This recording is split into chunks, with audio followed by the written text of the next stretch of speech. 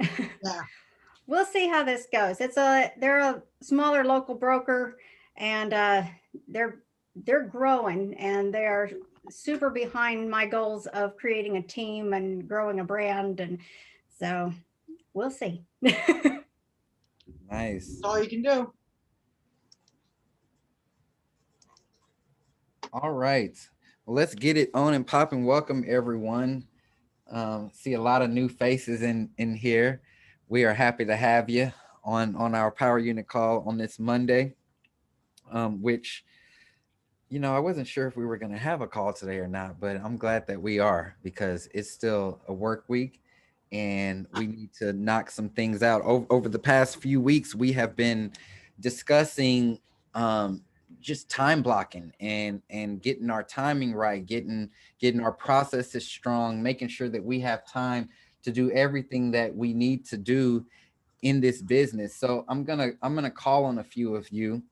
I'm actually gonna call on you, Orlando. We're not gonna go down the line like we normally do because we have a full house. But I do want to know something that you had planned to do last week that you didn't get done. What's just one thing? I did not build my listing presentation. I wanted to rebuild it. Mm-hmm. I wrote it all down actually. I only went to the gym 3 out of 4 times. Okay. Another thing was I didn't make 200 calls. I only made 40. Wow. Okay. Let's see. And I wanted to start doing an hour a day in KV Core that I did not do. Okay. Okay. So let's start with that first one. What was it that prevented you from getting your listing presentation done? Not having a slot in my calendar to do it. Mm, I just had it on my to-do list. okay. So you kind of started wanting to time block it, but that second step, you didn't make it to that second step. Yeah, exactly. Okay. What about with the calls? What went on there? So the calls, I had slots, but I found that if I got on one call with the client and they needed something, it kind of took me way off. Mm. Okay. So your calls to your existing business. Yeah, All right. So you mentioned how many did you try? One to make 400, 200. 200, and you made 40. Yep. And we're talking over 5 days. Yes. So what truly happened during all those 5 days that prevented all of your calls So being made? things that I actually like, honestly, throughout the week, it just took its own, it went on its own. So I wrote 2 offers. I mailed 28 postcards. I posted 1 video that took way longer than it should have. Okay. And then I had 5 sets of showings. So with Okay. 5 different clients, I had different sets of showing, and I didn't have blocks of whenever they were available. I was going on those showings. I got you. Yeah. I got you. Okay. I know that feeling. Carol, let me let you chime in. What's one thing that you plan to do that didn't get done? Last week, actually, surprisingly, the only thing that didn't happen that I had planned to get done was my listing photography, and that was because the client had canceled. Okay. But they canceled at the last minute, which kind of ticked me off because I took time. This client's an hour and a half for me. So I was like, and they wanted it done by a certain time. So which means I had to leave my house at 10:15. So it took me from making my calls. So instead of making 1,000 calls last week, I only made like 400 or something like that. Mm, So because I had a closing on Thursday at 11 a.m. So those 2 days I lost prospecting, but mm. it was out of my control. Yeah. How did you feel about that when that happened? That shit rides my ass all weekend. I can't stand it. Yeah. So this week I will make extra calls to make up for those Okay. Okay. because the prospecting is the most important activity that I do. Yep. Yep. How do you feel about your time blocking these days and your scheduling? You know what's awesome? I have this amazing coach, right? And he has really honed in on me time blocking my shit. Yeah. So I really do live by my calendar. And so the very next step was I have actually implemented Calendly in my life. Good. So when people need my time, they can go in and see when I'm available and they can set an appointment according to that. And so now I really am just going according to my calendar. Yeah. In fact, last week I had a client who wanted to make an appointment like right away to come over and evaluate their property. And I had to look at my calendar first. And I actually didn't have anything. And I said, listen, you are very lucky because it's rare I don't have something on my calendar, but I really do not. I can come. So the time blocking is going really well. Good. I've also got my, I've got my time block every day for my cold calling, and then I have my time block for my follow-up. And I have time blocks on Monday where I send update emails to all my clients that are under contract. Throughout the week, I have different things that I do. So Monday is a heavy admin day for me because I just clear up all that stuff from the weekend and get all the other stuff ready for the week. But my time blocking is going really well. Thank you. So Carol, and I'm glad that you mentioned about the calls, because I do know that you do a lot of calls. And so maybe just a word of advice for Orlando and everyone else who's on here. When you're making those calls, how are you controlling your time when you are on a call with someone else? So if I'm prospecting and I'm on a call with them and they start talking, is that what you're talking about? Yep. So diarrhea of the mouth, as we call it. Mm-hmm. What I do is I kind of wait for a lull in the conversation. And then I just say, well, hey, before I get on to my next call, I want to make sure I thank you for your time today and let you know, as I promised, I will get that email to you and I'll follow up with you next month. And I hope that you have a fantastic day. Nice. Like I just kind of take it to like, hey, before I move on to the next call, let me say thank you for your time. Have a good day.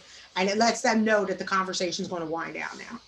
Yeah. And you're letting them know that you have other calls, which is Right. great. Right. Absolutely. Daniel, how was your last week? All right. Well, last week was crazy. First, time blocking. I guess two things that I didn't do was I started doing Redix. So I started off pretty good, learning how to use it, calling some people in the neighborhood. So last week I wasn't able to do that, mainly because I have a project. I'm flipping my mother's kitchen. So I was doing a renovation there. The guy that was supposed to be doing the renovation was supposed to start on Thursday last week, and he got into a car accident supposedly. And so he said, I can't start Monday. I said, well, I don't know. Mondays are pretty busy for me. That's why I wasn't on the call. And so he started Monday. Then my mother went to Mexico, so I had to take over the project. But on top of that, not to make an excuse, but then I found out I have a umbilical hernia. So I felt some pain, so I went to the clinic, to the doctor, and sure enough, I need surgery. So that kind of killed a lot of the week. But I did try to stay productive. I did have some appointments for the weekend. I did fill out the Go Envision forms, sent those to you. So, I wanted to make sure that I'm still sticking to my, to real estate and everything I'm supposed to be doing. But yeah, it definitely was a crazy week for me. But that's what happened. How was that activity for you doing the vision plan? It was great because I have already had a lot of some of those questions, like the big why and all that. So I think I just was able to double down on that. Kind of motivated me. I'm still working on the letter for the 1 year letter. So I kind of went halfway on the first part, and I wanted to take my time on that one because things are starting, I guess it becomes real to me. But the goals too, I did the calculator. So I feel pretty confident on the goals. I got some closings now. I got a closing next week. I have two pre-approved buyers, so I feel like I can hit those numbers. I think the big one is going to be the listing, and that's why I wanted to be. I want to double down on prospecting because I prospect with Redix from 10 to 11 and again from 5 to 6. And then I try to do some of the tutorials on there.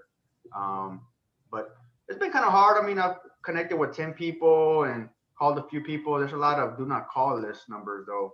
And they on the videos, it shows that they call them, but you're not supposed to call them, I guess. Yeah, Carol, she probably give me a Man, I call every single number. I don't give a crap. Okay. And I can show you my Redx over 30,000 cold calls last year. I called every single person on that do not call list.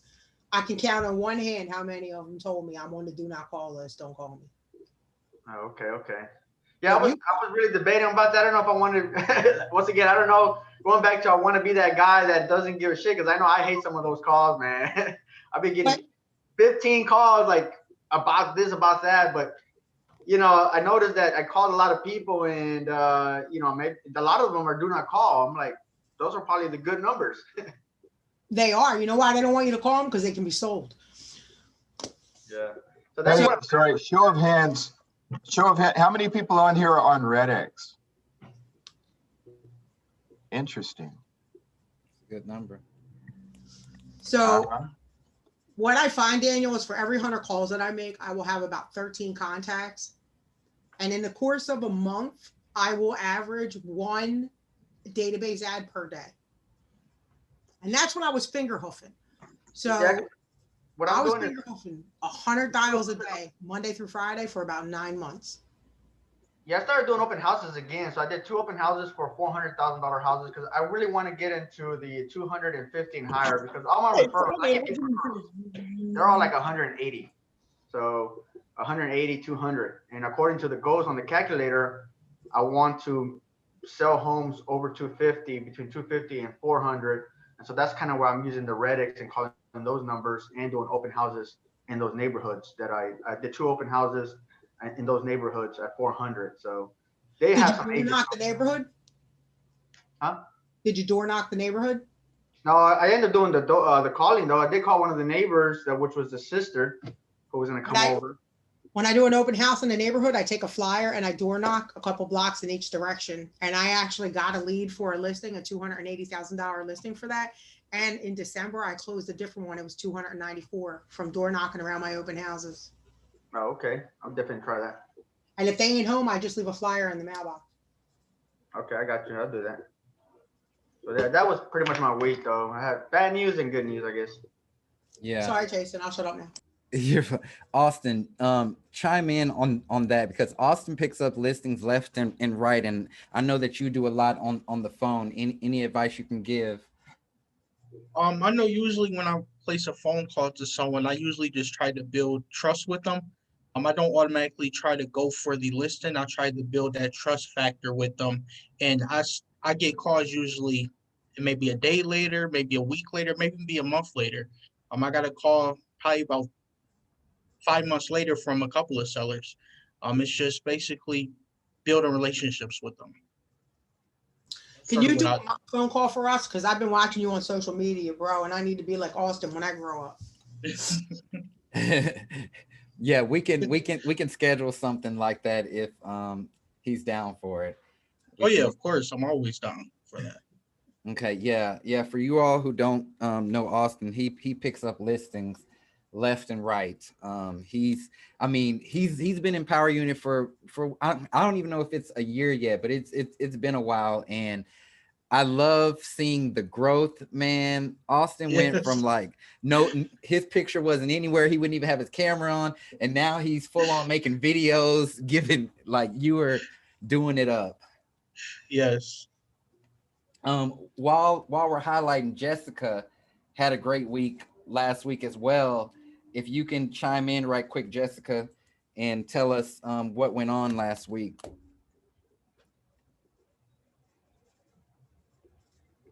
Is she there? She's on mute.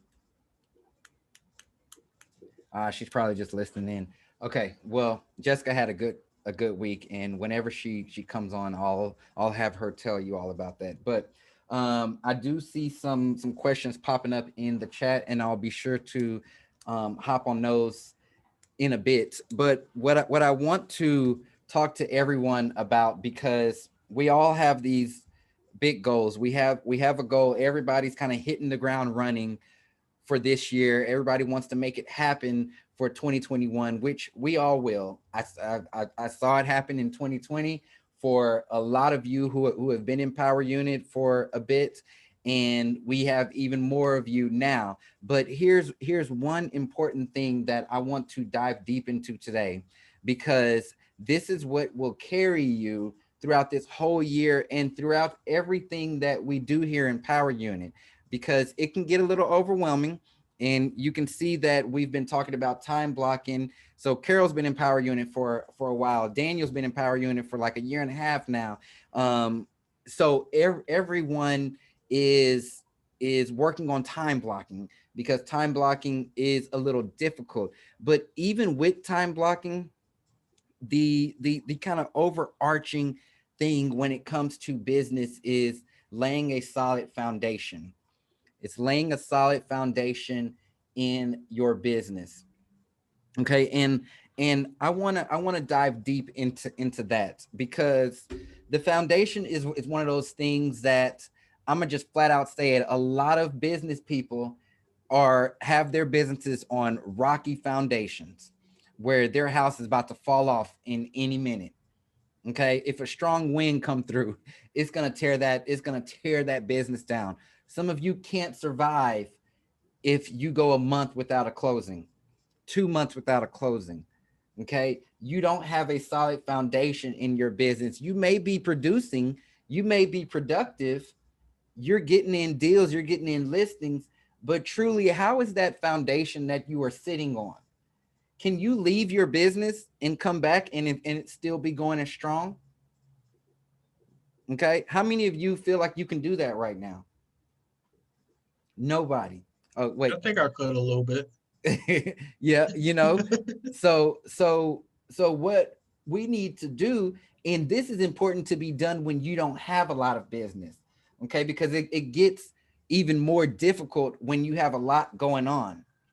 Trying to go back, think about if you're building something and then trying to go back and fix the foundation and correct the foundation. You have to lift the whole house up.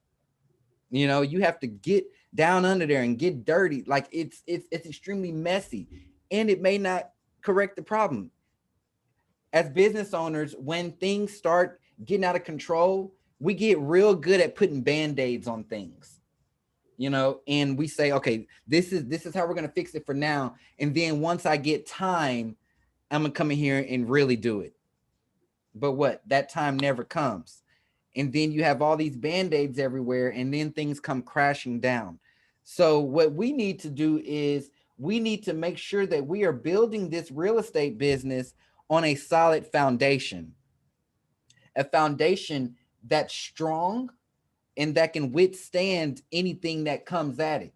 People coming, people leaving, the market going down, the market going up. So on the flip side of that, some of you can't handle a lot of business. Okay? Some of you can't handle a lot of people saying yes. That's probably why most of you don't make the calls. You're probably scared that somebody's actually going to say yes. And then you're like, oh, I don't know what to do. Or what do I do at this point? Oh, crap. I don't have the time. Yeah, exactly. Exactly. And so that's why it's even more important on both sides to make sure that we have that solid foundation there to where we can do anything in this business. There's a lot of money to be made out here. And trust me, y'all, people are making it. People are making it left and right. And you deserve a piece of that. You deserve a piece of that. So that's why we have to make sure that this business is good so that you can be accepting of the money. Your energy may not even be attracting the money right now. It may not even be attracting the clients because you know in your head that stuff is messed up. You know in your head that listing presentation isn't done. You know in your head that you don't know that buyer contract the way that you should. So therefore, you start repelling the business that's out there for you. So ask yourself right now, what's the big mission that you're trying to accomplish? This is one of the first things with setting that foundation. You have to understand what you're doing. What are you building here? And let me tell you, if your answer is I'm building a real estate business, that's the wrong answer. That's the wrong answer because you don't necessarily know what that looks like if you've never done it before. You may know what mine looks like. You may know what Brian's looks like. You may know what other people's looks like, but you've never went down that path far enough to really know what it takes and what it looks like. Okay, so really think to yourself, what are you trying to accomplish? What's the mission here? Okay, you're trying to build a team. You trying to build a franchise? You trying to build a revenue share? Whatever it is, what are you truly trying to accomplish here? Get clear on that. That's what that agent vision plan is for you to fill out, and you can get clear on what you're trying to accomplish here. All right, so let's talk about the 5 steps in laying this foundation. So the 5 steps in laying a solid foundation for your business. And you're gonna hear me talk a lot about just business, because I'm not necessarily just referencing to a real estate business. I feel like when people say real estate business, it's very limiting because they're just referring to helping people buy or sell a home. Okay, and if that's all you want to do, that's fine. But I'm gonna tell you, you're placing yourself in a box, because there's a lot more you can do. There's a lot of people who need jobs. There's a lot of families who need to be helped. There's a lot of people who need your knowledge and your information. So when you start making it in this business, we need to build this out and grow it bigger than just helping people buy and sell a house. Okay, so the first step, we already kind of talked about it. What's the plan? What's the plan? The vision, the mission, what is it? Do you know what it is? Do you truly know what it is? If I ask you this same question in 6 months, am I going to get the same answer, or are you just flying by the seat of your pants? Okay, so do you truly know what your plan is, what your vision is, and what that mission is? Once you know that, once you're clear on that, then you're going to move on to step 2. You're going to plant the seed. Okay, I'm going to reference this like growing a tree, or growing a flower, growing something. You're going to plant that seed. Now, how does that translate to running a business? Planting the seed is simply starting. I know a lot of people who are great at visioning, planning, writing down all their instructions, putting it on the calendar, but they don't start. They don't do anything with it. You join the brokerage, you got your license, but you don't start. You get your RedX subscription, you get your Zillow subscription, whatever you get, but you don't do anything with it. You can have all the tools in the world, but unless you actually start, it's going to be worthless to you. It may make me $1 million, but it's going to be worthless to you. So you got to plant that seed. You're actually doing an action. You're putting that seed in the ground. That next step, well, once you plant that seed, what do you got to do? You got to water it. You got to water it. When we translate that to business, you're putting those actions behind it. Okay? You're putting those actions behind it. Yeah, you can start in a sense of getting whatever softwares you want, but you got to put that action behind it. You got to start watering that. Now, when you put actions behind something in business, what ends up happening is you start getting stronger and it starts growing. Listen, when I made my first cold call, I wasn't a pro. I wasn't a pro by any means. I was scared shitless, actually. Okay, but guess what? You do 1, you do 2, you do 3, then you get like Carol doing 400, doing 1,000. Do you think it's a big deal for her to pick up the phone anymore? Okay, because she had to keep watering that seed. She had to keep putting that action behind it. When you go on listing presentations, yeah, your first one, you may be real nervous, you may be scared, but by that 10th one, that 20th one, you notice everybody's just saying the same things. So you know what to say to that answer, but you would only know that if you're watering that seed, if you're going out there, putting that action behind it. With time blocking, you can only get good at it if you continue to put that action behind it. Not just saying this is too hard or I can't do this. It's practicing at it. It's doing it. It's getting stronger. You start growing that way. You showing up to these calls every single week, you're growing.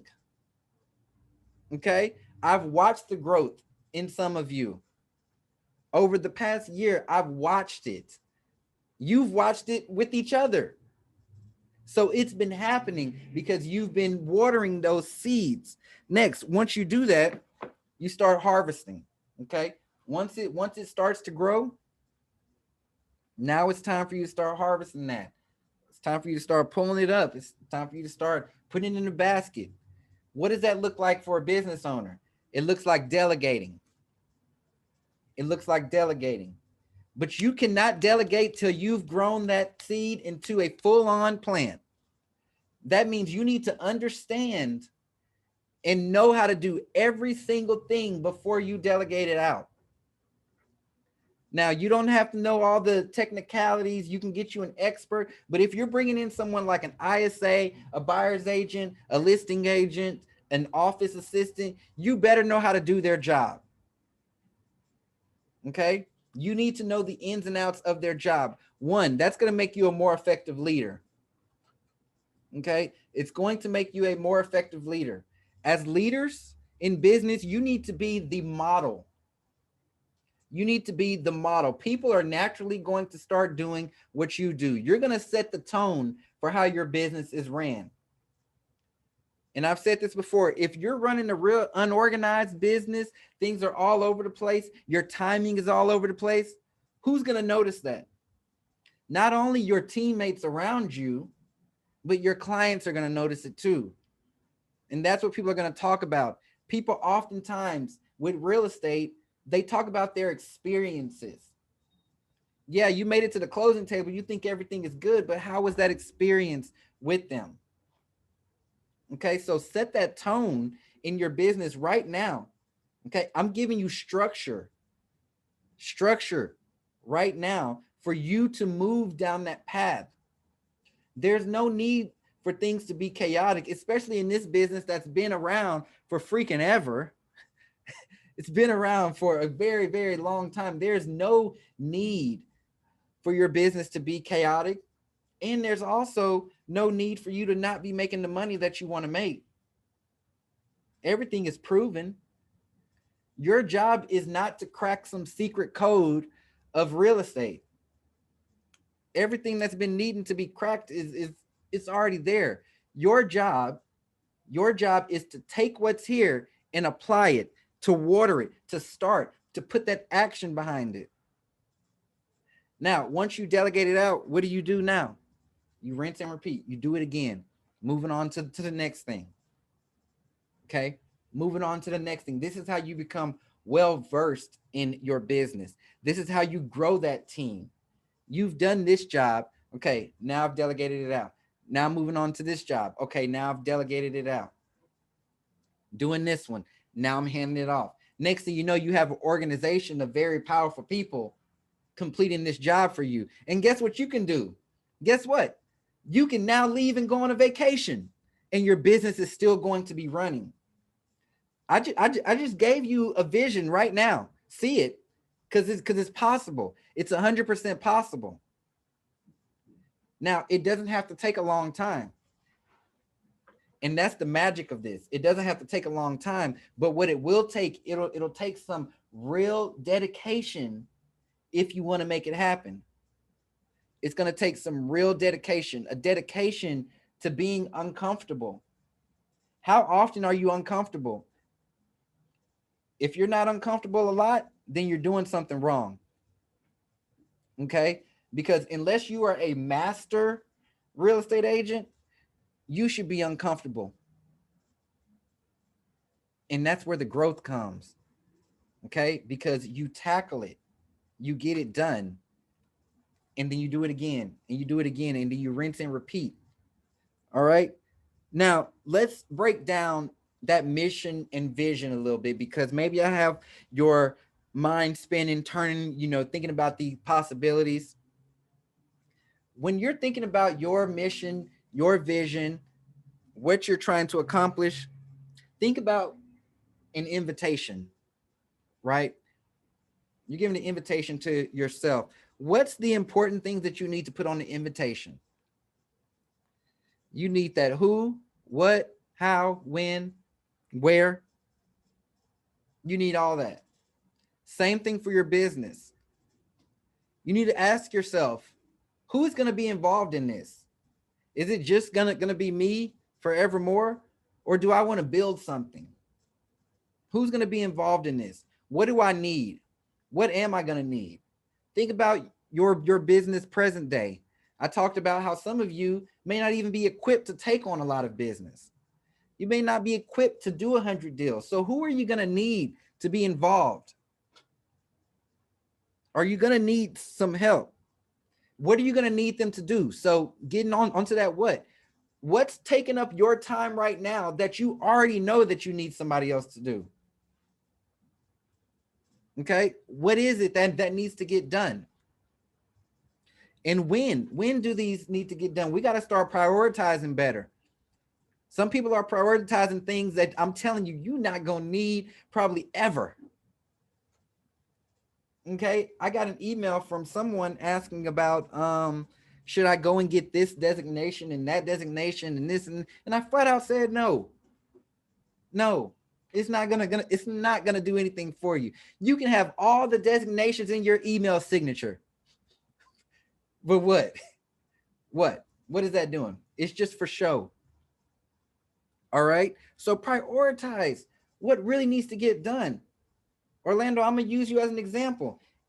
If your listing presentation isn't done, and if that's the thing that is preventing you from getting more listings, let's make it a priority to get that done. So that way you can get those more listings and you can equal that to more closings and more past clients that you can get referrals to. There's too many income generating things linked to that one action. Okay. So we need to prioritize getting that done. Where is this going to happen at? Where's all of your business? Where's this going to happen at? I'm not saying go out and get an office space, but where are you going to be making your money at? Okay. Some of you need to be in front of more people. You need to be in people's houses more. You need to be out there showing more. You can have all the leads in the world, but if you're not pushing people to get out there and look at things, then you're just sitting around. You're sitting on a gold mine. If you have 1,000, 500, 300 contacts in your phone and you're not calling them, you're just sitting around. You need to be face to face with these people, getting coffees, lunches, showing them houses. Okay.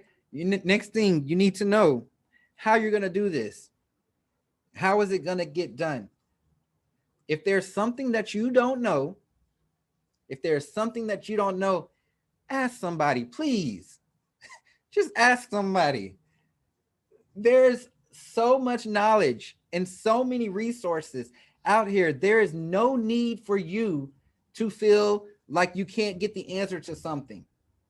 I see too many people that are just waiting around for someone to present them the answer to something when they haven't even asked the question. Oh, I don't know how to run a Facebook ad. Well, ask somebody or pay somebody $20 to do it for you. Okay? Use your resources better than anybody else, y'all. Google is very powerful. It sounds basic, but look, there was a lot that I didn't know. But I feel like I turned myself into this detective. And I said this on an interview the other day, because I would go out there and just start looking for the answer. If I wanted to know how to do something, I would go out there and start looking for the answer, because I didn't want to wait around. I wasn't going to wait on anybody. And I didn't feel like people were just trying to grow my business for me. So I went out seeking. I went out looking. Okay. Now, once you know those things, now you can move over into your tactics. How am I going to get this done? What are going to be my tactics? Okay. And then what are my dependencies? So what do I need? Who do I need? What subscription do I need? Whatever it is, what do I need to get that done? You don't have to be as handicapped as you feel right now, because There's so many, I mean, all of you belong to brokerages that have probably been around longer than you've been in your real estate business. Trust me, they have what you need.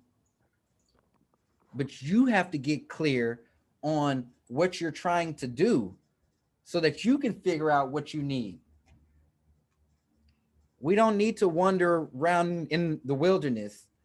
There's plans out there. I've given you a plan and I've given you tons of resources. But what separates you from the person next to you who's finding success is they're using them. They're putting that action behind it.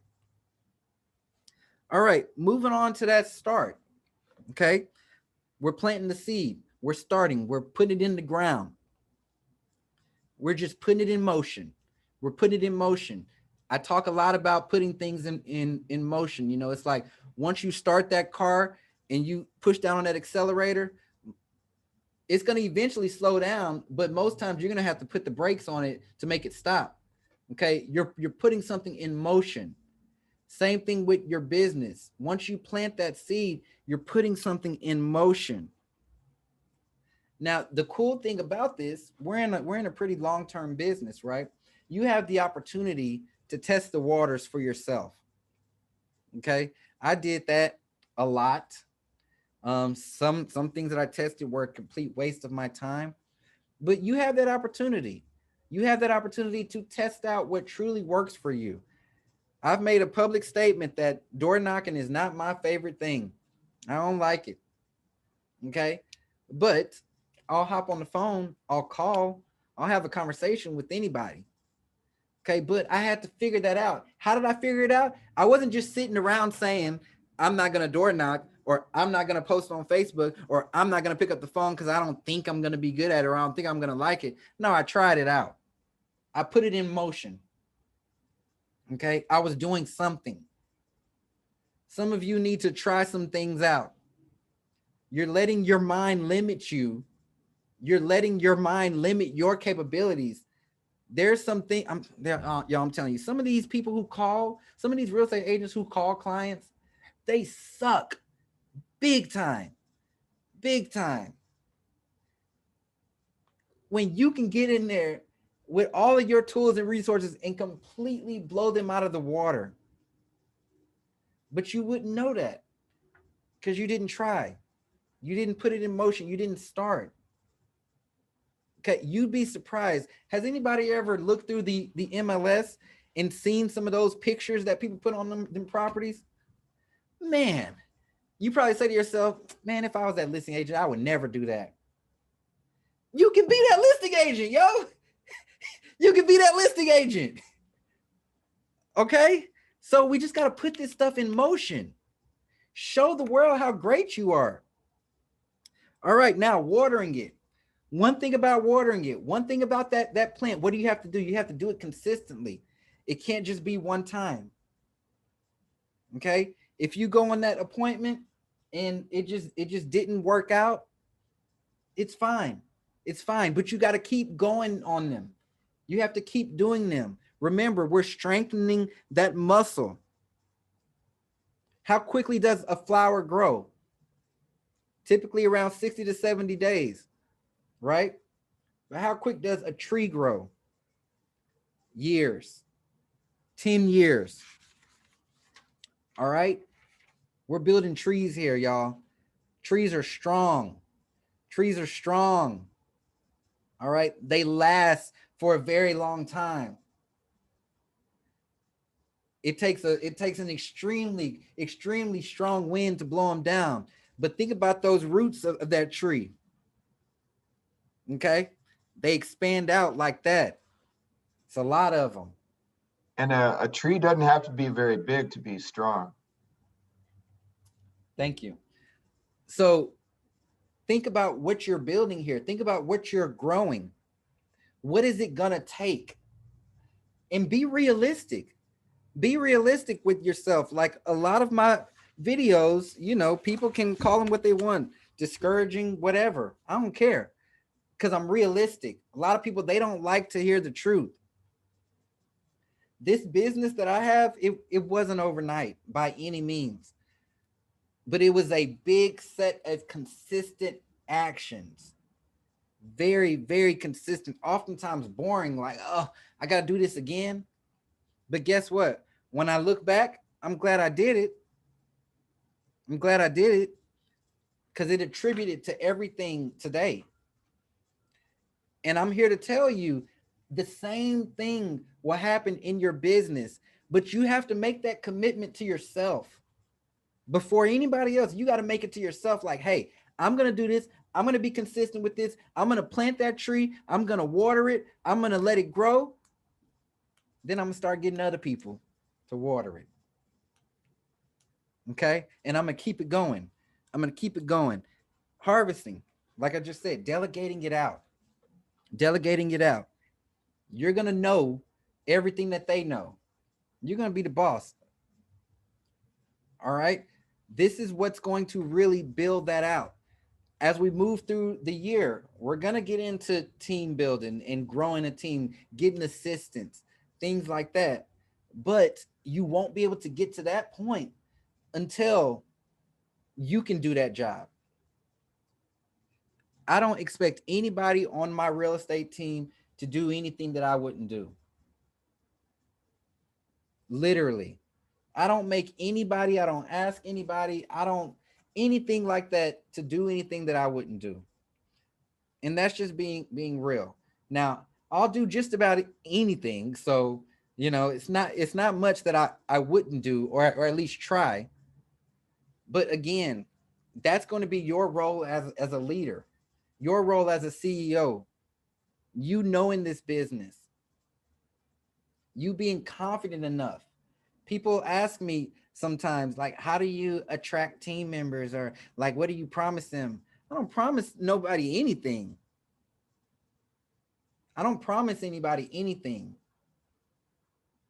But one thing that I do is I have confidence in this business and I have confidence in these actions and I know what works. But I only know what works from experience. It's the difference with me. I only know it from experience. So now it's ingrained in my mind to the point where any objection, anything that somebody throws at me, I'm not like, oh, where's the script for that? And you know, like, oh, what do I say? No, because now I know the psychology behind it. I've gone on enough appointments to know what they're going to say, to know how to phrase it, to know what it means if they start looking to the left, to know what it means if they crossing their arms like this. Like, I know that stuff. I'm deep in it. And I'm deep in it from experience. It's almost like making it like a game, you know. It's Going for No, which is a great book if anybody wants to read it. But it's literally about setting a goal based on how many no's you get. So, for example, saying to yourself, I'm not going to stop calling till 100 people tell me no today. Now, what do you think is going to happen while you're making all those calls? You're going to get some yeses out of that.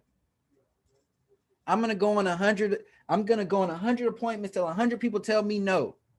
But guess what? Some people are going to tell you yes. Some of you just may need to flip it like that. Okay? It can change wonders. So what I want to do for these last 10 minutes, I want to open it up for anybody who is struggling in an area of your business. And I want us to provide feedback with whatever area that you're struggling in right now. So go ahead, unmute your mic, chime in. I have a quick question. When it comes to the vision, right? Just in my experience with different things, I usually have to just do it first. And then once I start the process and see certain things, then I can kind of know exactly what I'm trying to do or what I want to do. You see what I'm saying? So that's why for me, sometimes it's hard to map out the whole thing because I need to just do it first. I need to get started on something. Then as I kind of make those steps, then I can kind of see more to kind of map out the end goal. Yeah. So what it sounds like to me in my mind is there may be a little confusion between a vision and a goal. Okay. Because a vision isn't that specific action. You know, it's more of like, let me say, my vision is to have this organization with 200 employees and us in a glass building downtown in the middle of Dallas where everybody's happy, everybody's selling real estate, whatever. Like that's my big vision. Okay. Now my goals could be something as small as making 1,000 calls a week. You know, that's a specific goal. That's not necessarily the big vision. And so we want to make sure that we are separating your true big vision, purpose, mission versus little goals and tactics to get there. So for instance, if I was doing it your way, I'd probably be doing real estate, selling cars, trying all these different insurance, mortgage. No, because my vision is in this space.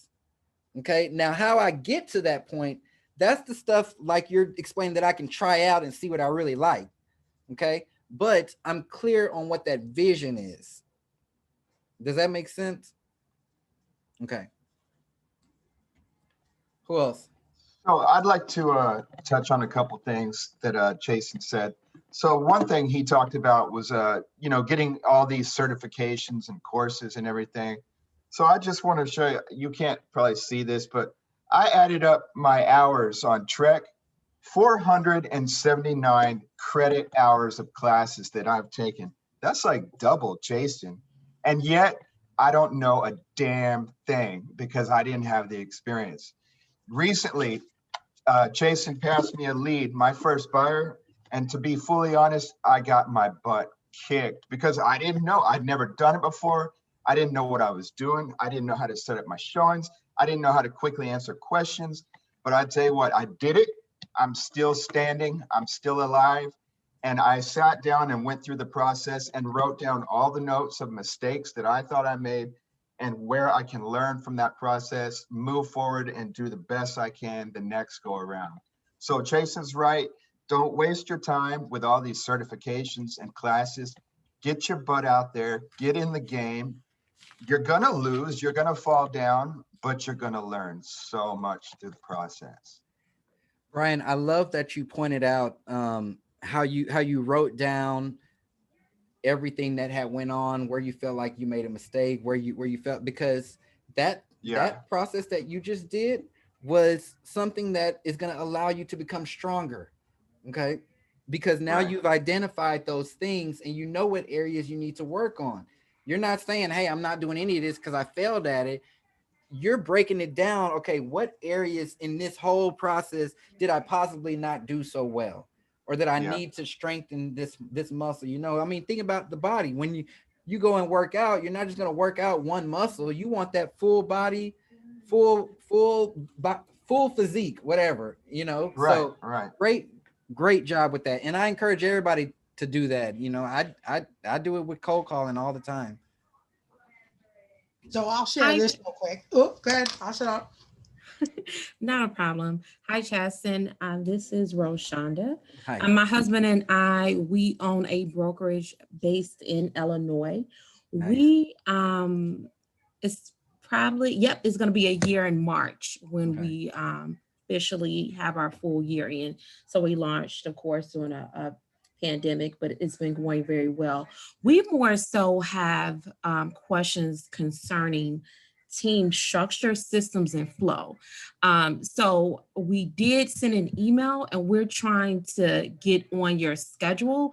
I don't know how that looks for you. So if you can kind of give me an idea of how we can submit our team systems questions versus agent questions. It's more so for like brokerage steps. Yep. I'm writing you a link right now in the chat box. Just go there and you can send that. I mean, we can hop on the phone and stuff. Okay, thank you very much. Whatever works best. All right. What were you gonna say, Carol? So one of the things, you know, I'm very fortunate. I came out of the auto industry of 15 years. And there was a lot of things that I learned in that business that I get to take into this one and just, it helps me cultivate quicker. But one of the things that I did in the beginning that I found was very powerful for me is I don't care what I didn't know. I don't care. I just made the appointment and I went because there was only two things that was going to happen. I was either going to make a deal or I was going to get experience. And either way, I felt like I was winning. I had one client I drove all over the state of Delaware and showed houses to, and they wasn't even pre-approved. And the team lead I had at the time was like, "What are you doing?" And I said, "I'm using her for experience." And he laughed. He's like, "What do you mean?" I said, "I know she ain't pre-approved, but guess what? I also know is I don't know how to use lock boxes. I don't know how to have on-the-spot real estate conversations. So I'm going to use her for my experience while she's using me because she wants to go look at houses and she ain't pre-approved." And he was like, "You are the only person I've ever heard do it." And guess what? I must have showed that lady, I swear no lie, like 50 houses. I learned how to use every type of combo box on the market. I learned that they could be everywhere from on the hose mount to the top of the roof. Like there was one on a tree in the backyard. But you learn. You learn where to find your lock boxes. You learn how to deal with difficult locks. You learn how to deal with the fact that if your location's off on your phone, your super isn't going to work. You learn how to have on-the-spot real estate conversations with that client because they're like, "Oh, well, what's that?" Well, damn, that's a really good question. You know what I mean? So if I was new and I was in your shoes, Brian, I would find me somebody who was like, "But I can't get pre-approved, but I still want to look," because they're using you and you're using them. But that experience has helped me tremendously through the rest of the time I've been doing this. Hey, and to quickly jump in on what you said about those on the spot real estate conversations. So that was one thing I was weak in and I looked it up. So everyone, when they ask you a question you don't know, you say, "Look, I'm a realtor, but I'm not an expert in all things. I don't have the answer, but as soon as I get back to my computer, I'll get you the answer." So I'm gonna go one better than that on you. I never say I don't know, ever. Okay. Okay. What I always say is, "You know what? Let me just confirm about that, and I'll get back to you." That way, it wasn't that you didn't know; it's that you needed to just confirm. It sounds a little better. And correct me if I'm wrong, Chasten, but I never say I don't know. I say, "You know what? Let me just confirm with that," because I say I don't like to misspeak. Let me confirm, and I'll get back to you about that. And they go, "Oh, okay," because people don't want you to just tell them what to tell them. So I never say I don't know. Awesome. Gotcha. Go ahead, Barry. One more thing I'll say to new agents, just in general, don't ever stink and apologize. What are you sorry for? I never apologize. I always say that's unfortunate. I acknowledge whatever they're upset about, but there's no reason for me to apologize that their offer wasn't accepted by another seller. It is unfortunate that your offer wasn't accepted, but we're going to keep looking to find the right house. Yeah, Love and it. Carol's right. The way that you word things can really make a big difference. Yeah. All right, y'all. We have another Because the question. difference between rape and romance is the presentation. All right. Yes, I love it. Beverlyn, I think you're on mute, or we can't hear you.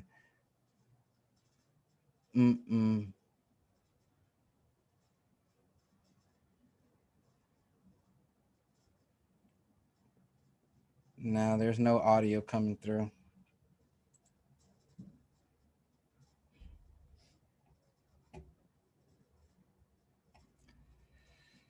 No, if you want to drop it in the chat box, I can get it answered. I think it may. I don't know. Oh, you're okay. Say something, Beverly. No, we still can't hear. If you want to drop your question in the chat box, I can answer it. Does anybody else have any feedback or anything you want to share? I'll share something here. So for this year, I mean, I did the goals and stuff, and I do get a lot of referrals from people still under 200. Like this week, I probably met 3 people, 180, 190, and it takes me a while to meet with them and all that. So I was really wanting to, I do the same amount of sales, but hit my goal still. But surpass my income.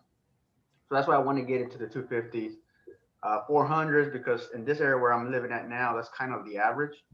So I did open houses. I'm doing the Redix, but any tips, advice on being able to balance the referrals at 180, 190, because they are way more time consuming, because the amount of houses I have to show the amount of negotiation I have to do. For example, one house I negotiated literally 13,500 towards seller's contributions, and it took back and forth almost half the day. So with the new homes, the homes at 200, 300,000, 250, 300,000, 400,000 are just not that complicated wise. What advice would you give me going into reaching that group of people? I'm doing the open houses and I'm doing the Redx.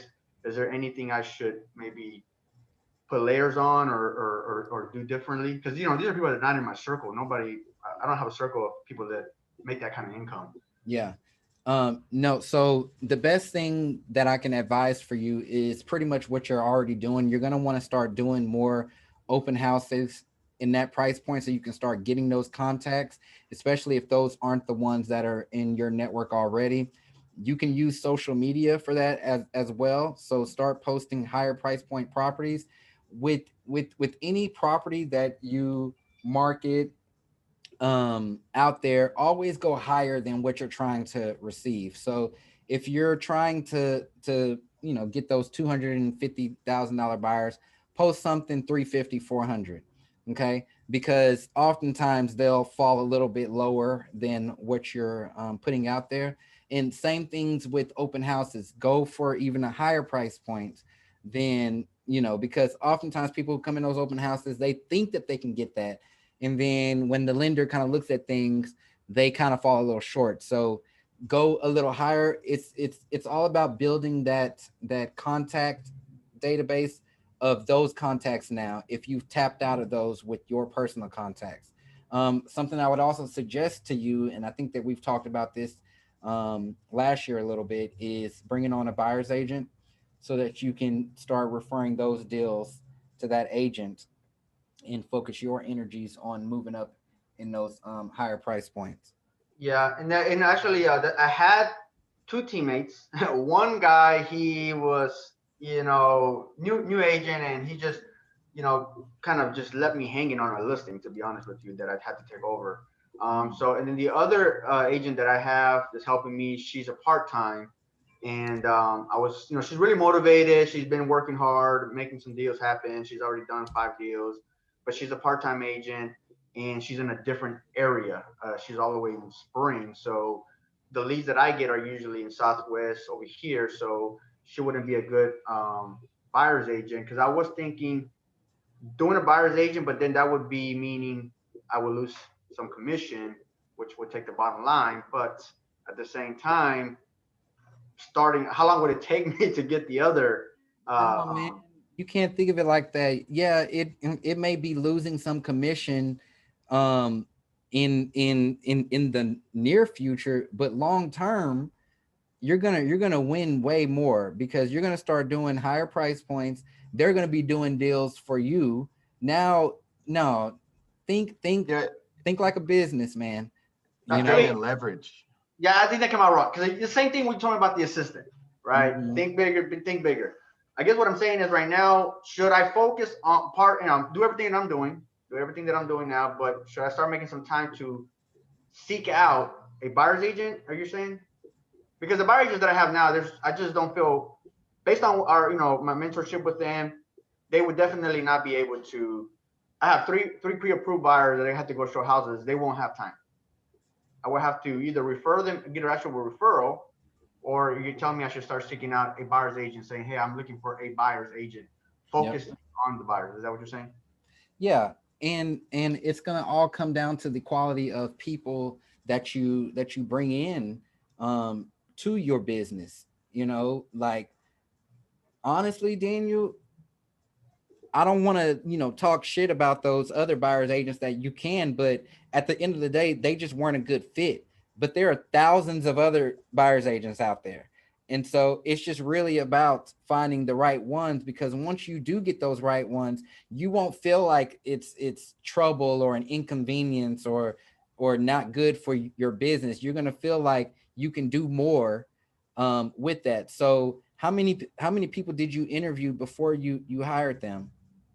So those two were they joined the team, but not a specific position. They were just joining the team for the mentorship.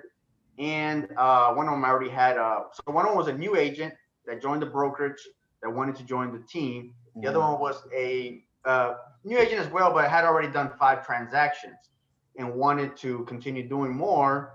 But the mentor that she had with the brokerage wasn't like it was just a more of a follow-up mentor, not necessarily how to time block, how to generate leads, how to do open houses. It wasn't that type of mentor. It was more of a just how to fill out a contract type of mentor. So she's good. I mean, she's in spring number 1, but she's good, but she's not willing to let, you know, she's a she has a full-time job, full-time mom, full-time wife. And so based on our conversations with her and her goals and all that, she won't be a fit for the buyer agent role.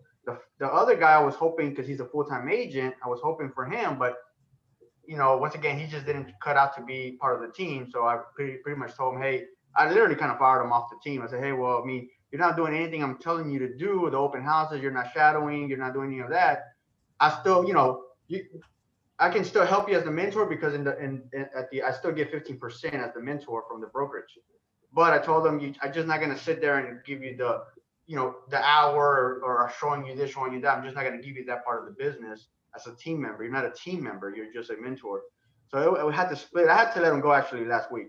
So now I'm thinking, if you look at the plan, that I sent you, the vision plan, I was thinking of a buyer agent. And I was thinking, well, how soon do I start looking for one, recruiting for one, while I try to build this new clientele that I've never been in it, like the 300, 400 I was telling you, because I just kind of started with the Red X and the open houses again. So I know it's going to take me some time to get the first deal and start doing the referrals from there. Yeah. But yeah, that's where I'm at with the team. Start right now. But yeah, your biggest issue, I felt like with those people, they just weren't the right people. It sounds to me like they were wanting more training than helping build the team and the vision. Something you need to make sure of when you are bringing on team members is that they're a part of this vision. They're invested in it. They want to be a part of it. Okay. And it's not just you training them. Now you're the CEO. Okay. So you don't owe anybody anything. You don't have to bring them on your team just because they want knowledge. If they're not a good fit, they're not a good fit. Put them through 3 interviews to figure that out if you have to. But you don't need to invest all that time and money and resources for them not to be an asset to your business. It doesn't make sense. It's like you're running a coaching company at that point or something. You know, make them invest in it. So as for you, it's just about finding the right people, and you're going to have to interview more than just the people who probably raise their hand from one post or who are just at your brokerage. There's a lot of people looking for a great opportunity, and you need to make sure that everybody knows what the true mission and vision and where you're trying to go with this business outside of, yeah, I'm knowledgeable. Yeah, I have leads, and, you know, just signing them up, because that's not going to produce that longevity you're looking for. Okay. Just to he kind of brought some things that kind of clarified a little bit more what I was saying. That's kind of a little bit what I was talking about within the vision of kind of like one of the questions was, how many people do you want on your team? And I think the first one I submitted was like 5 people. And then I had to really think about what that question really meant. You see what I'm saying? And so some of it is kind of like, I feel like I need to go through some of the experiences to kind of know, okay, this is what I need this person for. So this is exactly what I'm looking for, rather than saying, okay, I need 30 buyers agents and 30 listing agents. I don't know if that's what I need. I may only need 10 for what I'm trying to do. You see what I'm saying? That's what I meant as far as the experience of the whole vision. I feel like I need to get more rubber on the road if I can fully complete that vision. Yeah. And that's good, because you just need to get in that watering stage where you're just doing the actions every day, becoming stronger at it. And then once you do get that and figure it out, then you can start saying to yourself, okay, this can be taken off my plate, or this, you know, this takes up more time than it should, and I don't necessarily have to do it. The first person that you get will most likely be an assistant. So someone to work more so on the admin stuff, to work more so on, you know, marketing, things like that, because you're going to have to still be an agent. Then once y'all both get tapped out, or you're trying to move up in the price point or focus on different clientele, then you'll start bringing on other agents to do the lower price points or your rentals, because we don't want to turn away business unless we absolutely have to. So, you know, that's kind of the plan. But yeah, it's really good that you're in that stage, but you just want to go full force in it and just do those actions, and get really good at them. Then yeah, we can start to see what you need when you need them. And what are some good scripts for, because, you know, like I have like family members who I know can possibly be assistants, but they're not agents. And I always kind of get cloudy, like, well, I don't want them to ask certain questions or try to answer something that they can't technically answer. So it's kind of like, you know, how do you guide them and saying, how do you use them without them interfering for as compliance purposes if they're not an agent or answer something they're not supposed to answer? Right. So specifically with assistants, I don't want my assistant to be an agent. I don't even want them to be, I don't even want that to be their mission. First off. And then secondly, I want someone who's just really good at that administrative role, who's really good at, you know, making sure that things are prioritized the right way, really good at talking on the phone, really good at cleaning up, you know, all that admin clerical stuff. I want someone strong in there. You're going to notice once you get an assistant, they're not going to be doing the same things that you're doing, because there's a lot of things that we do right now that we just don't notice that they're not meant for us for the long term, you know. And assistant can answer the phone and tell somebody that you'll call them back later. You don't need to do that and interrupt whatever you've been working on and all that kind of stuff. Social media, you know, posting stuff on Instagram and Facebook, sending out postcards, mailing out gifts, you know, those are things that an assistant is going to be used for. So don't necessarily think of an assistant as trying to replace you, and they have to have all of your real estate knowledge and experience. But what you will have to do, and maybe you're going to figure this out when you're watering, what you're going to have to do is just get real clear on what their job duties are going to be. Because once you actually put it on paper and see it, like, oh, I need somebody to manage my calendar, I need somebody to answer my phone and do this, you're going to quickly realize, okay, I don't need someone who has a real estate license that's been in the business for 10 years with a master's degree. You're like, no, I could take somebody who is just organized and just, you know, knows how to be good. So we just got to figure those things out first. I'd like to add to that, Daniel. So I had a marketing guy, or I have a marketing guy who's been working with me, but I realized you can't have them help you build the marketing process. It needs to be built before they come, because then they're just going to be all over the place, just like you are. Not you, but myself. So yeah, have a clear vision on what you need them to be completing is big. And I have another question. Chasen, when do you want our weekly success plan sent to you? Sent to my normal email address by Sunday. By Sunday. Not 5 minutes before the meeting, I can promise you that. Is there anything else you would like us to have sent to you? So what a lot of people have been doing is they've been also sending a screenshot of their calendars from, you know, the last couple of weeks since we've been doing time blocking. So you can do that as well, but definitely the success journal. Okay, thank you.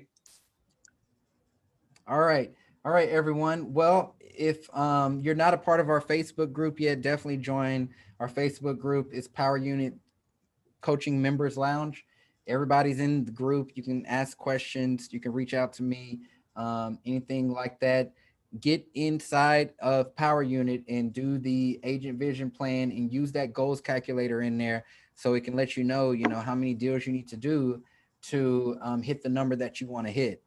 And so use those resources. And Aaron, there's also a, well, we kind of answered your question, but if anybody needs scripts, there's a script book in Power Unit Coaching as well. All right. Okay. Well, I will see y'all next week. All right. Hey, Daniel. Hey, Jason. Daniel and I had lunch a couple weeks ago. So. For real? See ya. Yeah. We got together. Nice. Nice. All right. Cool. Well, y'all have fun down there in Houston. All right, man. Bye. Later.